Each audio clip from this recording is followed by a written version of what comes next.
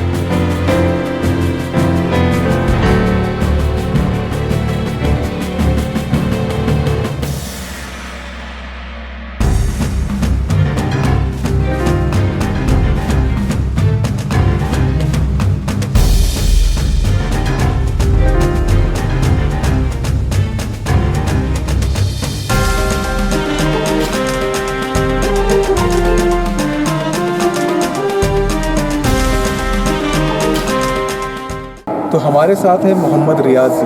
तो मैं इनसे दरख्वास्त करूंगा कि यहाँ के बारे में हमारे दर्शकों को डिटेल में बताएं। ऐसा है कि सरकार मदारुल आलमीन 242 हिजरी में पैदा हुए। आप मुल्क शाम के रहने वाले हैं, हलफ देश के रहने वाले हैं। आप अलवी हैं और आपने 556 साल का रोज़ा रखा है। 556 साल में जिंदा शाह मदार ने न खाना खाया, न पानी पिया, न अपना लिबास बदला, ताउम्र का रोज़ा रखा और पूरे वर्ल्ड का दौरा किया। कोई ऐसा शहर, कोई ऐसा मुल्क बाकी नहीं रखा। सरकार हर जगह तशरीफ़ ले गए और हिंदुस्तान में 1442 आपके चिल्ले जहाँ आपने जहाँ सरकार ने क़याम किया, जहाँ पे आपने दीन की खिदमत की। हर जगह आपने दीन की खिदमत करी, इस्लाम फैलाया। तो यहाँ पर ये मतलब मस्जिद मतलब कब से ये स्थापित है यहाँ पर? लगभग मान के चलिए 600 बरस होने आ रहे हैं। 600 साल हो चुके हैं। जी जी। जैसा आपने सुना है 600 साल हो चुके हैं, ये अपने आप में एक बहुत बड़ा इतिहास है। अच्छा, अब मैंने सोशल मीडिया पे मैं पढ़ रहा था साहब जी के बारे में जी, उसमें यहाँ के बारे में ऐसा लिखा था कि यहाँ पर एक ऐसा कोई कटोरा है जिसमें अगर जहर कोई किसी चीज़ में होता है उसमें डालें तो उसका पता चल जाता है। क्या ऐसा कुछ है? रखा है बहुत सा सामान आपका रखा है और ऐसी क्या आपकी बहुत सी ऐसी चीज़ें रखी हुई है, जैसे आपकी जानामाज, जैसे आपकी झाड़ू, बहुत मुरसल है, प्याले हैं आपके, और अंडे के जैसे मोती के जैसे अंडे हैं, वैसे बहुत सा सामान रखा हुआ है। और आपकी चादरें जो आपके मज़ार शरीफ पे जो चलती हैं चादरें, वो सब रखी हुई हैं। बादशाहों के ज़माने की चादरें भी सब रखी हैं। बहुत सा सामान सरकार का रखा है। अच्छा, यहाँ पर तो जैसा आपने बताया 600 सालों से यहाँ पर लोग जी आते हैं। तो वैसे तो ये पूछने वाली बात नहीं है क्योंकि ये बहुत ही आम चीज़ होगी मेरे लिए, लेकिन लोग जैसे यहाँ पर आते हैं अपनी मन्नत, अपनी मुरादें लेकर, उसके बारे में आप क्या कहेंगे? ऐसा है कि जो लोग अपनी मन्नतें मुरादें लेके आते हैं, उनकी मन्नतें मुरादें सरकार मदार पाक पूरी करते हैं और इस बारगाह से कोई खाली नहीं जाता है। जो अपने सच्चे अक़ीदे के साथ आते हैं उनकी सरकार झोलियों को भर देते हैं। समझ गए? ये ऐसी बारगाह है कि इस बारगाह से कोई खाली महरूम नहीं जाएगा।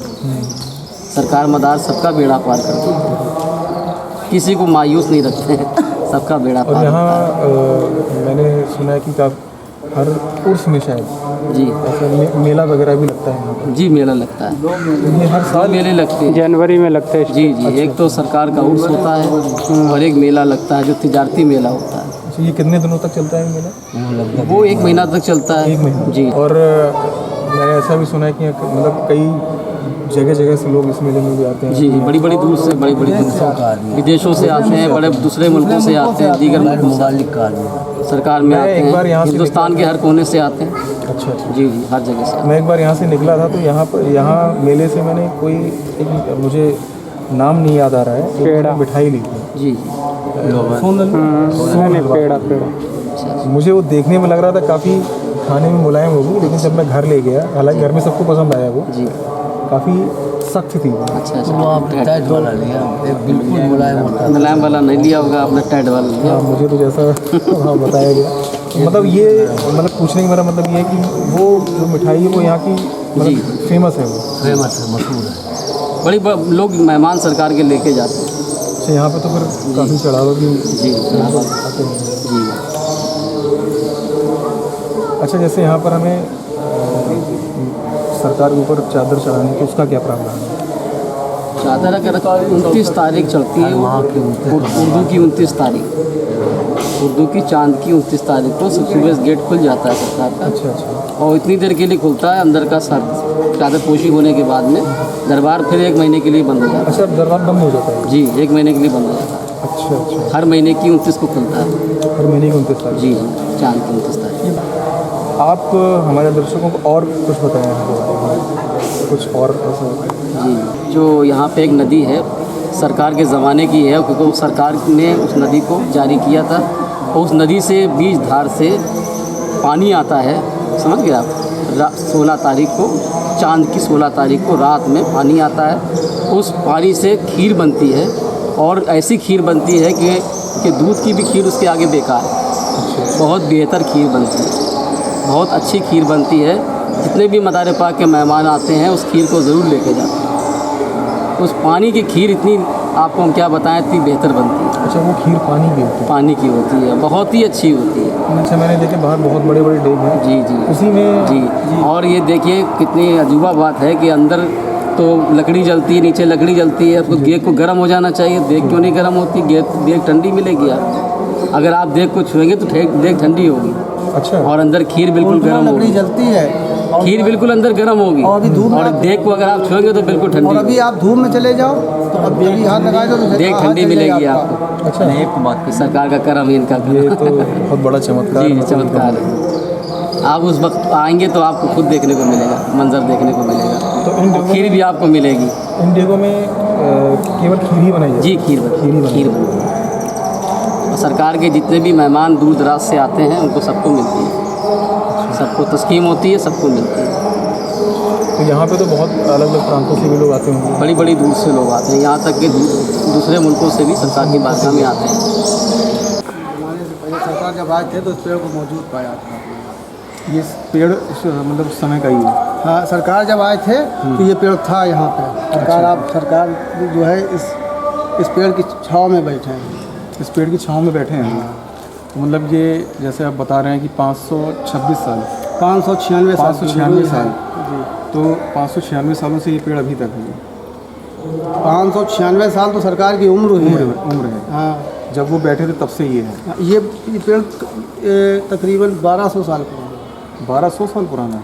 सरकार मदार की उम्र हुई है ना, उम्र शरीफ जो है सरकार मदार पाक की 600 साल की हुई है। और ये पेड़ जो है सरकार जब यहाँ आए थे तो मौजूद था। अच्छा अच्छा। तो सरकार मदार पाक से पहले किया। और सरकार मदार पाक की उम्र 600 साल की हुई है। सरकार मदार पाक को पर्दा किए भी तो जो है 600 साल हुई है। 6 कितने हुए? 12। सरकार को जैसे 600 साल इस दुनिया में रहे और 600 साल जो है उनको जो है इस दुनिया से रुखसत हुई है। तो 1200 हो गया साल। अब हम लोग चलेंगे उस डेग की तरफ जिसके बारे में कहा जाता है कि उसमें जो गर्म खीर बनती है वो तो गर्म रहती है पर वो डेग गर्म नहीं होता। और उसको बादशाह औरंगज़ेब ने बनवाया था। चलिए।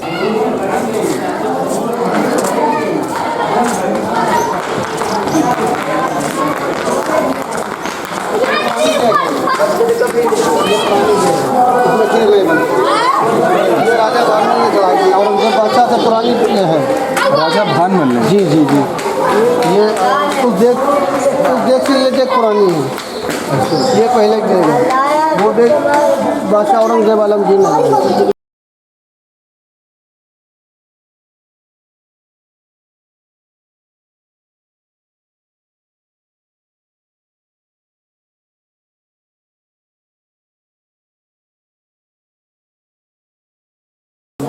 ये देख जब बनी थी, जब ये मस्जिद तामीर ने खाया पूछ लिया। ये मस्जिद जो है तामीर हो रही थी।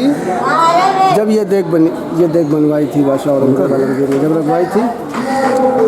इसमें जो है जो यहाँ के मजदूर लोग जो काम करते थे उनके लिए यहाँ इसमें जो है खाना पकता था। उसके बाद में सरकार मदार के चाहने वाले कुछ बरेली के लोग जो है इसमें सरकार हर उर्स की जो है 17 तारीख को 16 तारीख को इसमें खीर बनाने लगे।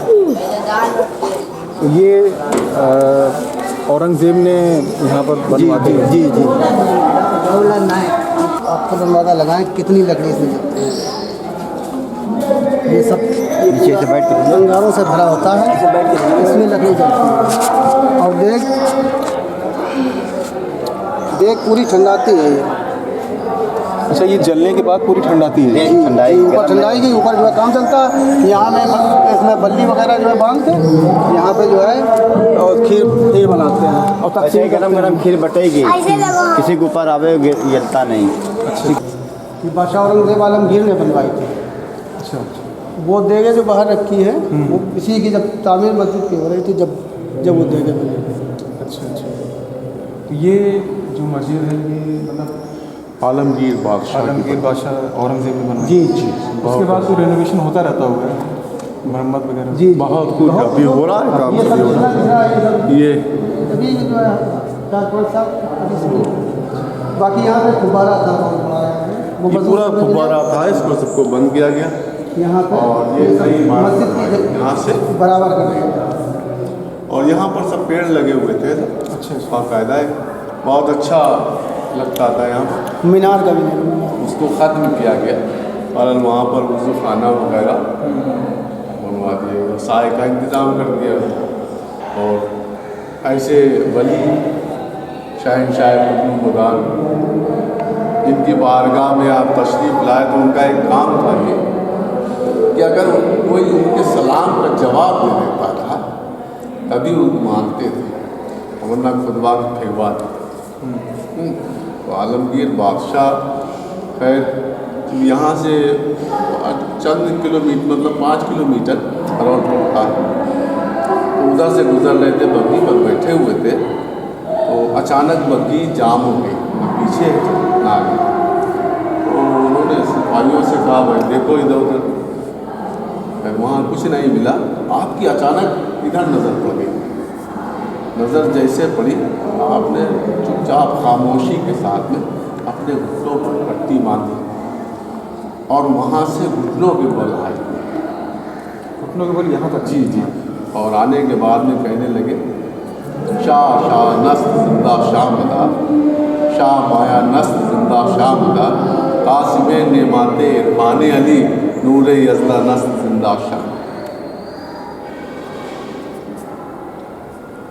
ये जगह बहुत ही सुकून से चलने की और इस तरह से चलने की है जैसे एक रुई का बाला। और दूसरी चीज़ ये है, ये जगह घुटनों के बल नहीं बल्कि आंखों के बल चलने की। 242 हिजरी में पैदा हुए थे हलब में, जो सीरिया कहा जाता था, और 282 में गुजरात खंबात तशरीफ ले गए।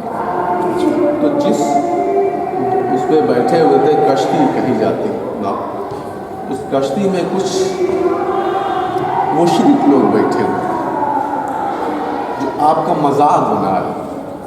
तो आलम ये हुआ कि उस पाक नियाज़ की जब नज़र पड़ी कि अरे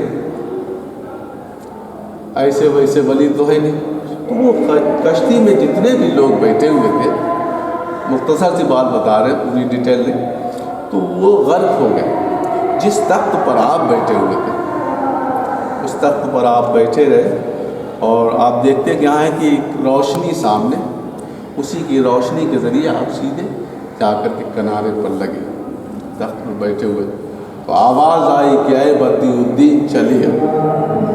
जैसे जैसे आप नज़दीक पहुँचे तो हम आप कहेंगे रूहानियत में, लेकिन वो बात हकीकत में कि वहाँ पर सरकार कायनात यानी मोहम्मद रसूलुल्लाह सल्लल्लाहु अलैहि वसल्लम तशरीफ़ फरमा।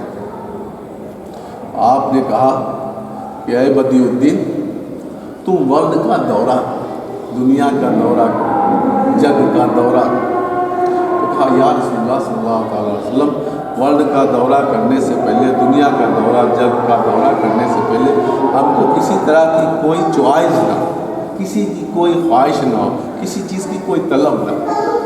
तो आपने सरकार कायनात मोहम्मद रसूलुल्लाह सल्लल्लाहु अलैहि वसल्लम ने अपने ये दस्त कहते हैं, दस्ते मुबारक से 9 लुक़मे खीर के खिलाए, जिसको शीरे बिरंज कहा जाता है। 9 लुक़मे खीर के खिलाए, हर लुक़मे पर आपकी दुनियावी हाजतें मिट गई।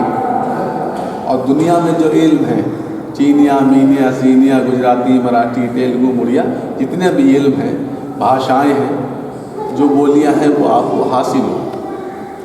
और एक गिलास आबे ज़मज़म, आपने सुना हो, आबे ज़मज़म का शरबत पिलाया, और एक जन्नती लिबास दिया जो न कभी फटा न कभी मैला हो। और अपना ही आपने दस्ते मुबारक आपके चेहरे दस्त पर फेर दिया, इतना नूर पैदा हो गया कि 7 नकाब चेहरे पर डालना। आलम ये था कि जब आप वहाँ से रवाना हुए आगे के लिए, तो उस टाइम आपके साथ में काफ़ी मजमा था, और हालात ये थे कि जिस वक्त हवा से 1 या 2 नकाब हो जाते थे तो मखलूक खुदा झुक जाती, और हर एक शख्स कलमा तय्यबा ला इलाहा इल्लल्लाह मुहम्मद रसूलुल्लाह, इस तरह से लोगों ने कलेमा पढ़ा और 5 लाख आपके साथ। कोई भी जगह ऐसी नहीं छोड़ी। यहाँ तक कि एक पड़ता है जुन्नार जो, तो मन्नी नाम उनका, माँ छोटे सारे से पैदा हुए, अचानक हालत बिगड़ गई उस बच्चे की। डॉक्टर के यहाँ लेकर के गई, डॉक्टर ने कह दिया कि मरे हुए के कौन जिंदा कर सकता। तो आवाज़ आई, उनकी माँ को बुलाया कि इन ईंटों पर लिटा। जब उस बच्चे को उसकी माँ ने ईंटों पर लिटाया, बच्चा अपने आप उठ के बैठ गया। तो फिर वो माँ अपने बच्चे को डॉक्टर के यहाँ लेकर के गई, कहा कि ये बच्चा, इसमें तो कोई जान नहीं थी, ये बच्चा जिंदा कैसे हो गया, क्या बात हुई। तो आपने बताया, तो उन्होंने कहा हमको नाम नहीं मालूम है, लिहाजा फिर उनको नाम बताया। वहाँ पर कहते हैं मदार, तो वो मदारे पाक के नाम से उनको पहचान बनी कि ये मदारे पाक है, हमको मदारे पाक है। तो कोई भी जगह ऐसी नहीं है जहाँ पर आपसे फैज़ न पहुँचाओ और लोगों की तमाम मन्नत मुरादें न पूरी हुई हो, हैं। यहाँ पर 818 में आप तशरीफ़ लाए और 838 में आपने पर्दा किया है। यही एक जगह अजीम थी जो आपको पसंद है, वरना दुनिया में हर जगह घूमे हैं। और यहाँ एक ताल था, बहुत गहरा ताल, जो आप निचाई देख रहे हैं, यहाँ नदी नहीं थी। तो इस ताल को यहाँ पर आकर के जगह को देखा, यहाँ पर आप ठहर गए, जगह पसंद आई। तो आपने अपने मुरीद से कहा यासीन नाम, यासीन फला जगह जाओ, एक सीधी लकीर खींच दो। वहाँ जब यासीन ने लकीर खींची, ईसन नदी के नाम से जाना जाता है। वैसे यासीन नदी है लेकिन फेमस ईसन नदी है। तो वहाँ लकीर खींची, वहाँ पानी जारी हो गया, इस ताल का पानी सूख। और ये जब ताल में पानी था तो उससे पहले या अजीज़ों की आवाज़ें आया, और जिस वक्त आवाज़ तो वो आवाज़ बंद। आपकी करामत एक ऐसी करामत है कि जिसको बयान करने के लिए काफ़ी टाइम चाहिए। आपके पास है और इस बार कुछ समय निकाल कर नहीं, बहुत समय निकाल कर आए और यहाँ के बारे में और सरकार के बारे में बहुत ज़्यादा डिटेल में उनके चमत्कारों को जाने। और ये 4 मिसरे और बता दें हम आपको कि अल्लामा अदीब मकनपुरी ने कहा है कि खींच खींच के बयां बाँ से दीवाने चले आए, खींच खींच के बयां बाँ से दीवाने चले आए, जब शम्मा हुई रोशन परवाने चले आए। क्या बात तुम्हारी है रिंदाने बदियुद्दीन, जब प्यास बड़ी हद से मैखाने चले आए। और एक 4 मिसरे और हम आपके सामने पेश करते हैं, बात को ख़त्म करते हैं कि कहा है कि वो हवाए कुए मदार है कि जहाँ जहाँ से गुज़र गई, वो हवाए कुए मदार है कि जहाँ जहाँ से गुज़र गई, तो फ़ज़ाए दहर में हर तरफ वहीं बुए तैबा बिखर गई। वो ज़बां कहाँ जो करे बयां तेरे मर्तबे की बुलंदियाँ, तू चला तो नब्ज़े जहाँ चली, तू रुका अगर तो ठहर। बहुत खूब, बहुत खूब। मैं आपको जितना भी कहूँ उतना कम होगा। आपने हमें अपना कीमती वक्त, आपने सबने अपना कीमती वक्त हमें दिया, हमारे चैनल को दिया। हमारी कोशिश ये रहेगी कि हम ऐसी और भी जगहों पर जाएं।